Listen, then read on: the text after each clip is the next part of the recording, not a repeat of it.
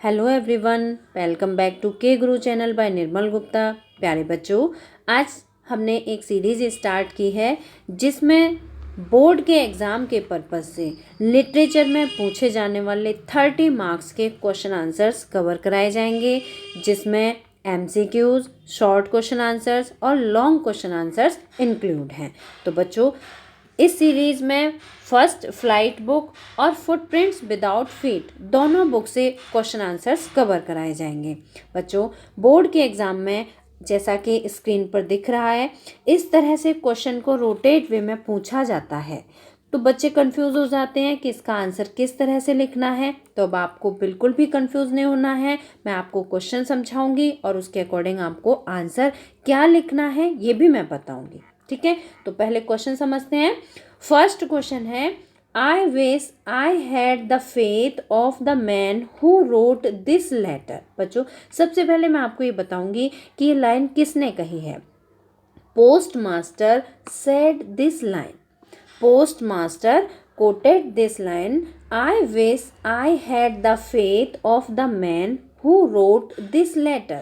काश, I wish का मतलब होता है काश, काश मेरे पास भी उस व्यक्ति जैसा विश्वास होता जिसने ये लेटर लिखा है। बच्चों, आप सभी जानते हैं कि लेटर किसने लिखा था? लैंचो ने। Describe Lencho's character in the light of this statement. इस स्टेटमेंट के रिगार्डिंग आपको लैंचो का करेक्टर स्केच लिखना है। तो बच्चों, क्वेश्चन में पूछा क्या जा रहा है? Character sketch of लैंचो। ठीक है, लेकिन उसके साथ ये लाइन इसमें ऐड की गई है जिससे कि बच्चे कंफ्यूज हो जाते हैं कि आंसर हमें क्या लिखना है। तो अब आपको बिल्कुल कंफ्यूज नहीं होना है। क्वेश्चन और किस तरह से पूछा जा सकता है, देखिए। Y did लैंचो seek the help of God. Lencho ने भगवान की सहायता क्यों मांगी?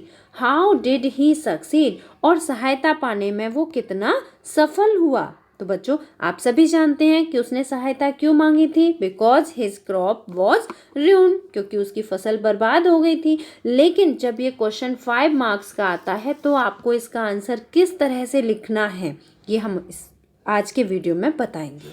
और ये क्वेश्चन किस तरह से पूछा जा सकता है, what did Lencho write in his letter to God. Lencho ने भगवान के लिए जो पत्र लिखा था उसमें उसने क्या लिखा था। और या ये इस तरह से भी पूछा जा सकता है, how was Lencho's cornfield destroyed. Lencho का जो खेत था, जो फसल थी, वो कैसे डेस्ट्रॉयड हो गई, कैसे नष्ट हो गई। Had he any hope of help. क्या उसे किसी की सहायता की उम्मीद थी। और या ये क्वेश्चन इस तरह से भी पूछा जा सकता है, why did Lencho write a letter to God. Lencho ने भगवान के लिए पत्र क्यों लिखा। How did Lencho react to postmaster's help. जब पोस्ट मास्टर ने उसकी हेल्प की तो लैंचो ने क्या रिएक्ट किया। Why was Lencho angry when he received letter. जब लैंचो को पत्र मिला, why was Lencho angry when he received letter. जब उसे लेटर मिला तो वो एंग्री क्यों हो गया था, क्या रीज़न थे उसके एंग्री होने के। And character sketch of लैंचो, right character sketch of लैंचो। लैंचो का करेक्टर स्केच लिखो। तो बच्चों, यहाँ हमने देखे बहुत सारे क्वेश्चन पूछे गए थे, लेकिन जो क्वेश्चन है वो क्या है, उसका हमें क्या आंसर लिखना है, करेक्टर स्केच ऑफ लैंचो। बट आप देखो इसमें कि क्वेश्चन में किस तरह से पूछा जा रहा है। ठीक है, हमें जितने भी प्रश्न हैं इन सभी में क्या एक्सप्लेन करना है, लैंचो का करेक्टर स्केच। तो देखिए बच्चों, आप इस तरह से सभी क्वेश्चन का एक ही आंसर है जिसे आप इस तरह से लिख सकते हैं। तो देखिए, A letter to God is a story of extreme faith in God. Letter to God, ये कहानी किसकी है? भगवान में एक्सट्रीम फेथ की है, बहुत अधिक विश्वास करने की है। लैंचो is the main character of this story. और लैंचो इस कहानी का मेन करेक्टर है। He is poor and hard working farmer. वो गरीब है और बहुत ही हार्ड वर्किंग फार्मर है, मेहनती किसान है। He is an honest and simple fellow. वह ईमानदार और बहुत ही भोला भाला व्यक्ति है। He has an indomitable faith in God, उसे भगवान में अडिग विश्वास है। इनडोमिटेबल मीन्स होता है एक ऐसा विश्वास जिसे कि हिलाया नहीं जा सकता। He is shocked to notice that his crop is ruined, वो ये जानकर बहुत दुखी हो जाता है, बहुत शॉक्ड हो जाता है कि उसकी फसल बर्बाद हो गई। और कैसे बर्बाद हुई? विद हेल स्टॉर्म, बड़े बड़े जो ओलावृष्टि होती है उससे उसकी फसल नष्ट हो गई। He turns to God for getting some help, वो भगवान की तरफ मुड़ता है कि भगवान उसकी कुछ हेल्प करें। And he is sure God will help him, और उसे विश्वास है कि भगवान उसकी सहायता करेंगे। He writes a letter to God, वह भगवान के लिए एक पत्र लिखता है। एंड पोस्ट इट, और उसे पोस्ट कर देता है। बच्चों ये जो आंसर है ये 5 मार्क्स के लिए है, इसलिए आप इसकी लेंथ को देख के होपलेस नहीं होना है, ये नहीं सोचना है कि ये कितना बड़ा है, नहीं, आपको पूरा समझना है इसे। When the postmaster reads this letter, जब पोस्ट मास्टर उस लेटर को रीड करता है, पढ़ता है, he says I wish I had the faith of the man who wrote this letter, तो वो कहता है कि काश काश मुझ में भी ऐसा विश्वास होता जैसा उस व्यक्ति में है जिसने कि इस लेटर को लिखा है। तो ये जो कोटेड लाइन है ये किसने कही थी? पोस्ट मास्टर ने। Lencho asked God to send him 100 pesos, Lencho भगवान से 100 पैसे की मांग करता है। He had deep faith in God, उसे भगवान में विश्वास है। He was sure God would help him, उसे विश्वास है कि भगवान उसकी सहायता करेंगे।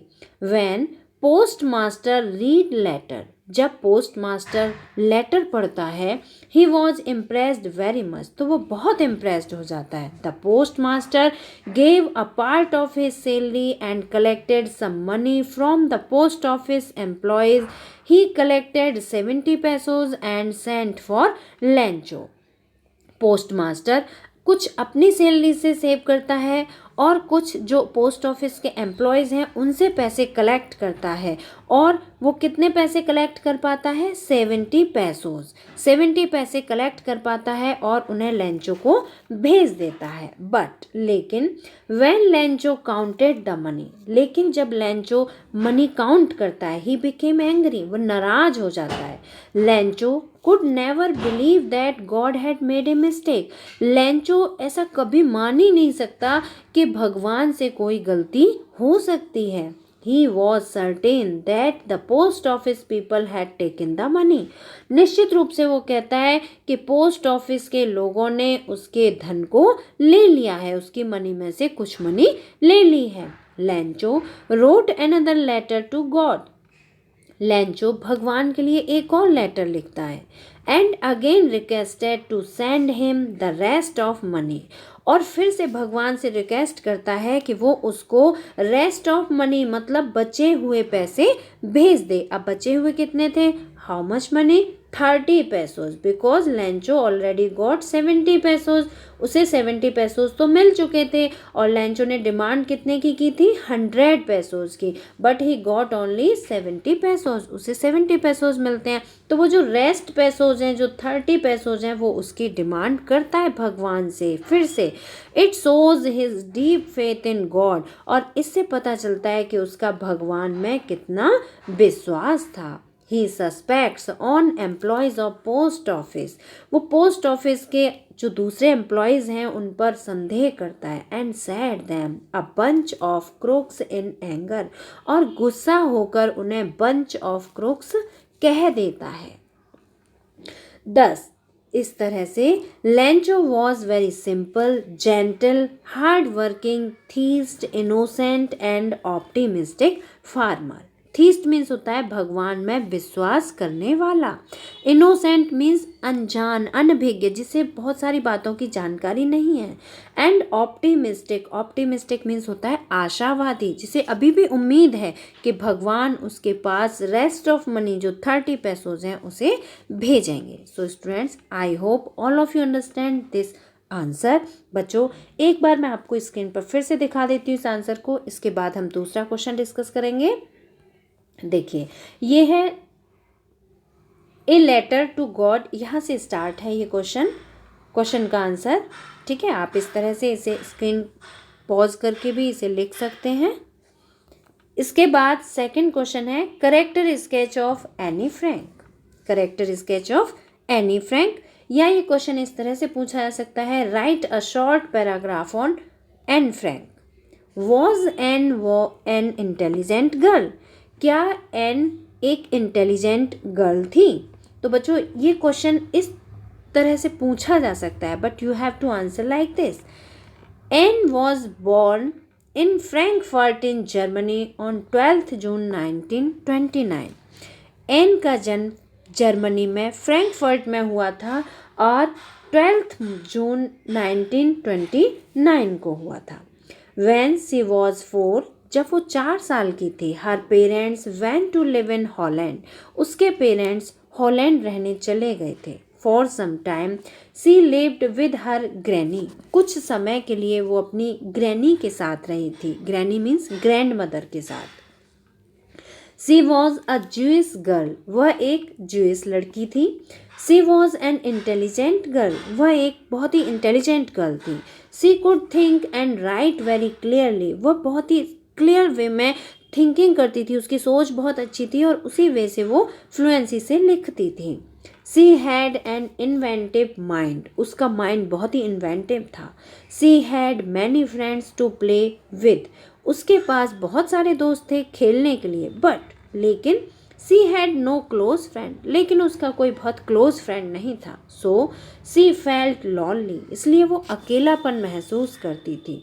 सी had an idea, she felt that paper has more patience than people, उसके माइंड में एक विचार आया, क्योंकि उसका माइंड बहुत ही इन्वेंटिव था, तो उसने एक बात सोची that paper has more patience than people, कि पेपर में बहुत, कागज़ में बहुत पेशेंस होता है लोगों की अपेक्षा। So she thought of keeping a diary, इसीलिए उसने अपने साथ एक डायरी रखने का विचार बनाया। सी गेव इट नेम किट्टी, और उसने उस डायरी को एक नाम दिया kitty. The first entry C made in her diary was on 20th June 1942। 20th June 1942 को उसने अपनी डायरी में फर्स्ट एंट्री की। In it she wrote about her days at school, और डायरी में उसने अपने स्कूल के डेज के बारे में लिखा। Once her teacher Mr Keesing asked her to write an essay on chatterbox, एक बार उसके टीचर मिस्टर कीजिंग ने उसे एक चैटर बॉक्स टॉपिक पर ऐसे लिखने के लिए दिया। Anne wrote essay in an amusing manner, Anne Frank ने बहुत ही अम्यूजिंग मैनर में ऐसे लिखा। The teacher was very pleased to read it, teacher उस ऐसे को पढ़कर बहुत खुश हुए। And allowed her to talk in her class, और इतने हैप्पी हुए उनसे कि उसे क्लास में बातें करने के लिए भी अलाउ कर दिया। Because she was intelligent as well as talkative girl, क्योंकि वो टॉकेटिव गर्ल होने के साथ साथ इंटेलिजेंट भी थी। She gave a sensational account of her life in her diary Kitty, उसने अपनी डायरी किट्टी में अपनी लाइफ का एक सेंसेशनल अकाउंट लिखा, मतलब अपनी लाइफ की जितनी भी इमोशनल बातें थी, जो उसकी फीलिंग्स थी, उसने जो कुछ लाइफ में अचीव किया, वो सब कुछ उसने अपनी डायरी में लिखा। She had loving parents, C had an elder sister, उसके पेरेंट्स बहुत ही लविंग थे, उसकी एक एल्डर सिस्टर भी थी। Her grandmother loved her very much, उसकी ग्रैंड मदर उसे बहुत प्यार करती थी। Mrs Kuperus the headmistress of Anne's school loved her dearly, उसकी जो हेड मिस्ट्रेस थी स्कूल की मिसेज कुप्रस, वो भी उसे बहुत प्यार करती थी। Even Mr Keesing was impressed with her intelligency, यहाँ तक कि मिस्टर कीजिंग और मिसेज कुप्रस दोनों ही उसकी इंटेलिजेंसी से बहुत ही इम्प्रेस्ड हुए थे। I hope all of you understand both question answers. बच्चों आंसर्स तो आप सभी समझ जाते हैं, लेकिन उसका क्वेश्चन किस तरह से पूछा जाता है एग्जाम में, ये बहुत इम्पोर्टेंट है। I hope all of you understand? अगर आपको समझ आया है तो आप एक बार कमेंट करके ज़रूर बताएं और क्वेश्चन के वे को, क्वेश्चन की स्टाइल को ज़रूर समझें। Then we will meet again in next educational video. Till then, bye bye. Good luck to all of you.